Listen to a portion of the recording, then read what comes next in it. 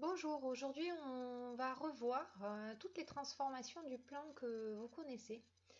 Donc vous en avez vu depuis le primaire et certains seulement au collège, donc on va les revoir petit à petit.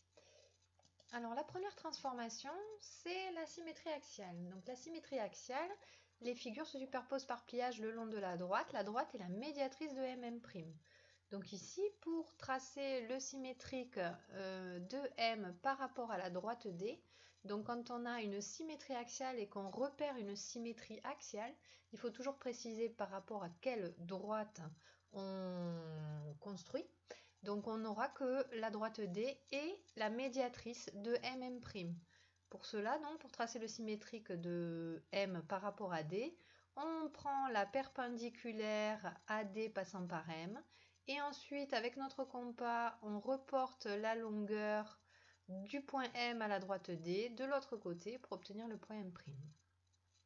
Donc ici, donc, la symétrie axiale, c'est bien un pliage autour de l'axe D. Pour la symétrie axiale, on voit dans l'animation que les deux figures se superposent par pliage autour de l'axe D et que l'axe D est médiatrice de tout segment joignant un point et son symétrique. On peut le voir avec les traits de construction.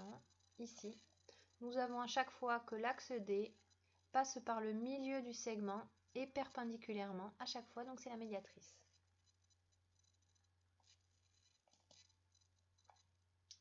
Deuxième transformation, la symétrie centrale.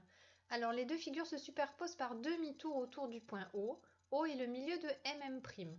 Donc ici, en fait, dans une symétrie centrale, on voit bien que la tortue, elle est pas dans le même sens. Ce n'est pas un pliage par rapport à un axe, c'est bien un demi-tour autour du point O.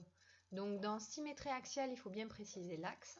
Symétrie centrale, il faut bien préciser quel est le centre O qui est milieu de MM'. Pour tout point, tout milieu, pour tout segment joignant un point et son symétrique. On aurait pu faire pareil avec les yeux, avec la main, etc. Donc on le voit encore ici. Donc ici, si on a une symétrie centrale par rapport au point O, on voit bien que O est le milieu de EE', O est le milieu de AA'.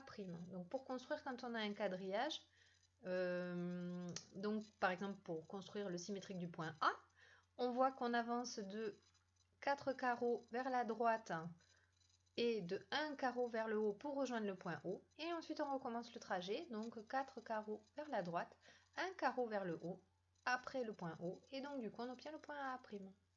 Pour le point E, on avance de 1 carreau vers la droite, 2 carreaux vers le bas.